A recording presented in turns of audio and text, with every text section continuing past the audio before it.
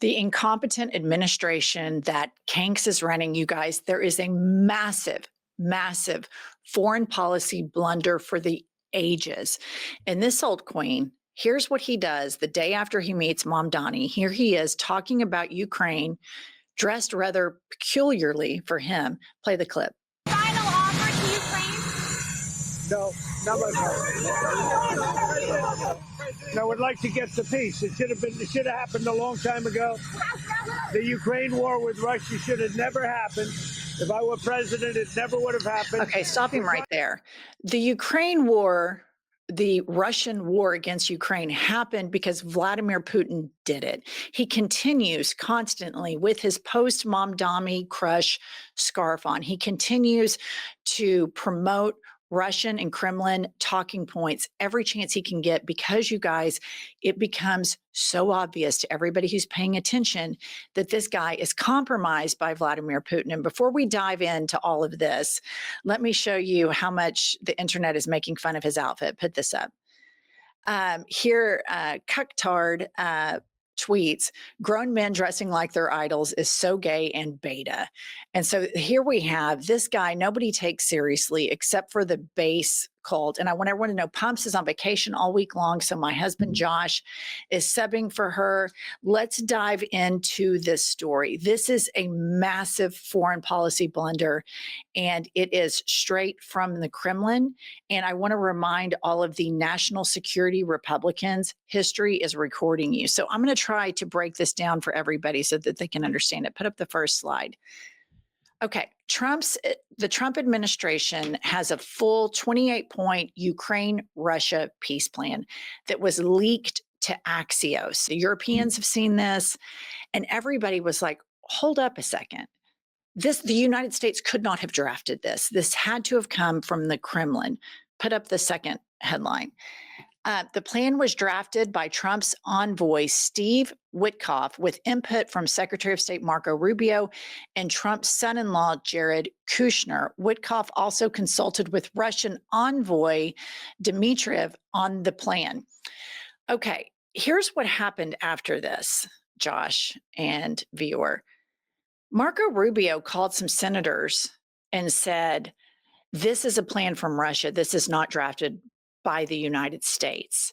And so we have been talking about fissures in the MAGA movement with the podcasting bros, with right-wing media, with the base. You've got Nick Fuentes fighting with, other people.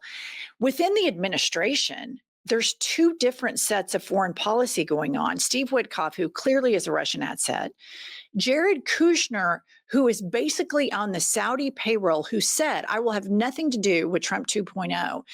They are colluding with Russia and then leaking this to the press. And then Marco Rubio, the Secretary of State, calls his old buddies in the Senate and says, wait, hold up. This was written by Russia, which Europe and everybody already knew that because it's straight from Putin. And then you see the State Department conveniently say that no. It's completely contrary to what Rubio said. They say, no, this is a plan that we authored, not Russia. And you see, it's kind of funny to see Secretary of Defense, Mark Rubio. He sort of holds Secretary of State, Mark Rubio. He's sitting there holding the bag. He's just like, okay, what do I do now? It's crystal clear that he has told some of his senator friends something he shouldn't have said, and now he's having to backtrack it. All right, put up this next tweet, Kylie.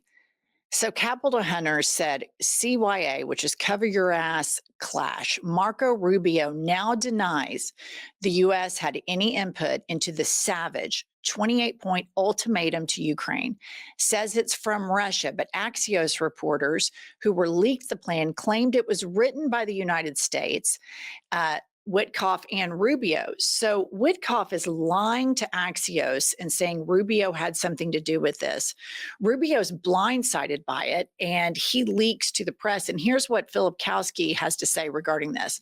What a shit show. Everyone could see this plan was written by the Kremlin, adopted by Witkoff and Trump, who demanded Ukraine accept it by Thursday after a firestorm of objections by Europe and Republican senators. It appears Rubio wants to distance himself from it. And since these tweets, he's now trying to collude back with the administration. So you have this pro Russia, Russian asset members of the United States government, which the first one is the president of the United States, who this just gets buried and buried and buried in the news cycle. And I'm mystified by it. But Jeffrey Epstein said that Vladimir Putin had evidence of Trump blowing Bubba every single chance Trump can get. You may remember Helsinki. He throws the United States intelligence agencies under the bus and favors Putin. In Alaska, he rolls out red carpet, claps like a seal, has military people that, you know, these national security Republicans, we support the troops, on their hands and knees welcoming a murderous dictator. And now we have Russia, who I just read a report today, you guys. They are so broke. Russia is so bankrupt, they are no longer paying their troops. So, of course, they're using their compromat, which is the Russian term for having compromising information. They're cashing that in right now to try to win this war with all of this compromising information they have over Trump. And Marco Rubio whistle blew, and now he's trying to walk it back. I don't know. This is pretty big. On Trump 1.0, if somebody does something like this, they get fired. It's pretty embarrassing for him too. There's also a press conference where Rubio explains how negotiations work in a 28-point plan. And he said, he's very basic. I mean, it's an embarrassment. He's like, okay, well, you get an idea together. And he's trying to basically capitulate to Trump and explain to him that this is really our idea. And you can see that he's in an awkward spot, which he has been since he's been in office, but he's trying to capitulate and bow down to Trump, who in turn is trying to please and make Putin happy. And all this is being done on the fly, and no one knows what the fuck they're doing. It's exactly right. And this is really, really serious, you guys, because Putin will not stop at Kyiv. He will completely advance into Europe. And he has had Trump by the balls for a decade. A lot of people say even longer than that. All right, moving along here is a bipartisan group of senators over the weekend addressing Marco Rubio's intervention and them buying the veracity of this 28-point plan coming from the United States government. Play the clip. Secretary Rubio did make a phone call to us this afternoon. I think he made it very clear to us that we are the recipients of a proposal that was delivered to one of our representatives. It is not our recommendation. It is not our peace plan. It is a proposal that was received, and as an intermediary, we have made arrangements to share it, and we did not release it. It was leaked. It was not released by our members. Okay, when he keeps saying our, he's saying the United States government. And put up this headline, Kylie. Ukraine peace plan in chaos after Marco Rubio told senators Russia had authored proposal. So you have Steve Witkoff and Jared Kushner, who by all accounts are completely compromised. And what people need to understand about Trump is he doesn't think about foreign policy in terms of legacy. He thinks about it as a quick win and how can I prevent Putin from releasing the goods on me? He does, it's a very short-sighted issue. So we have these morons running foreign policy, and because this administration is always decapitating expertise. That's right. And you have Witkoff, who's basically been given this plan by Russia. Mm-hmm. All this is happening on the fly. And they're having to sell this as if the United States authored it. Rubio tells the senators that we had nothing to do with this. Trump gets mad. Rubio, State Department has to say, hey, wait a second. No, we did have something to do with it. it's a complete shit show. It shows, I think, Trump, like you said, when the pressure gets mounted on him, there's no methodical, thought out approach for how he responds to this. You see, he's given a press conference in front of the White House, basically blasting Ukraine, talking about how this war should have never started, basically blaming Ukraine, and sleepy Joe Biden is what he says. And then everyone has to remind him that, wait a second, Russia, they attacked Ukraine. They entered Ukraine. And say, it's wild that we have an American president that doesn't operate in facts, and he operates in Russian propaganda. And you and I are old enough to remember a Republican Party that was pretty fierce about national security, that was pretty hardcore about Vladimir Putin and his criminality and his war crimes and his interference in American culture. So it's wild, but look at this. Look, this is Witkoff, who is Trump's little Girl Friday, right? And he always sends Witkoff to go deal with Putin. It's very clear that Witkoff is a Russian asset, that he was picked by Putin. And then Trump said, okay, Putin likes this guy, so that's who we're going to pick. Watch how Witkoff greets Putin. This is an American diplomat, and this is how he greets a president of Russia who is a war criminal, a murderer, a dictator, anti-American from top to bottom. His goal is to dismantle the United States without ever having to spend a cent. And it is working like a charm because we elected a president who elects dipshits like this. Play the clip. For the listener, he's putting his hand over his heart when he sees Putin. This might seem like a small thing, but this government, this administration has normalized this Putin worship and this adoration with an assist from American media propaganda. You remember how Fox News would always put up this image of Putin on a horse without his shirt on. And it was like this toxic masculinity. This is a complete realignment of American foreign policy to all of the bad actors in the world. And let's not forget that Witkoff has no experience in any sort of foreign policy or negotiations, none whatsoever. He's, I think, got a real estate background, was very successful, made a lot of money, of course, which is how he got involved with the administration and Russia. So as he's basically saluting, adoring, loving Putin from afar as he walks in the room, understand that he is probably the most incompetent person in the room at the same time. Those two things are pretty jaw-dropping.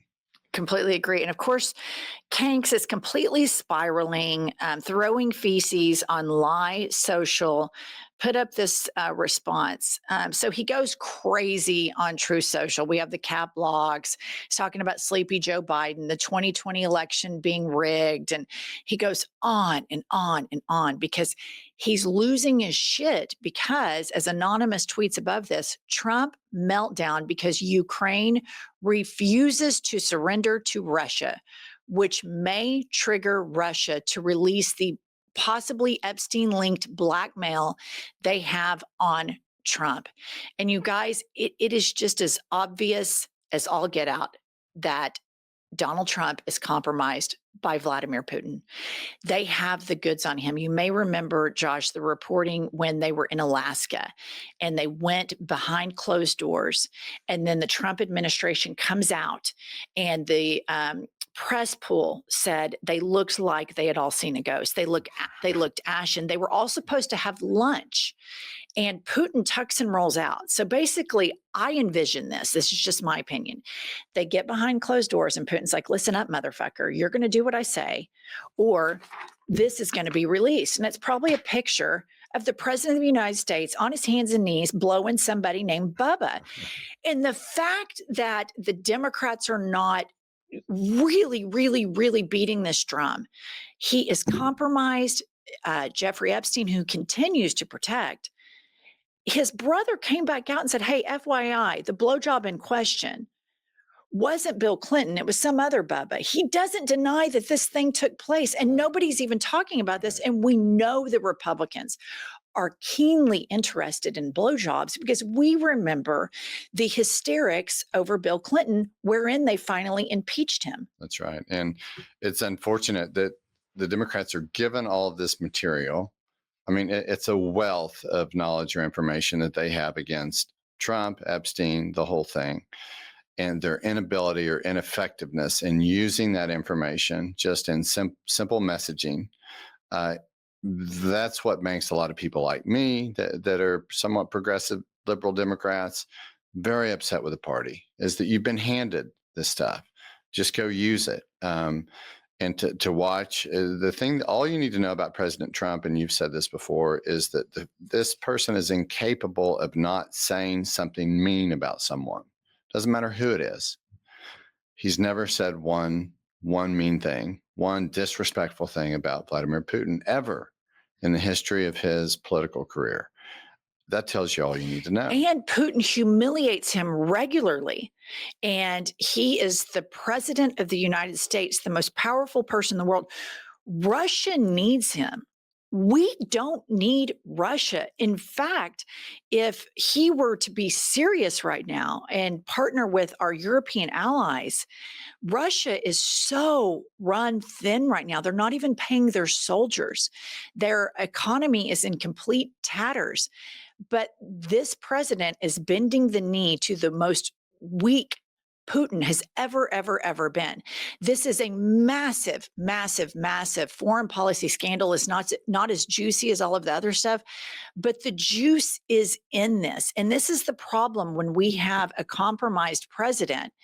And a lot of people don't realize how damaging this alliance with the United States of America and Russia is. I know that there are a lot of MAGA people that say, oh, I'd rather live in Russia or I'd rather support Putin than be a Democrat.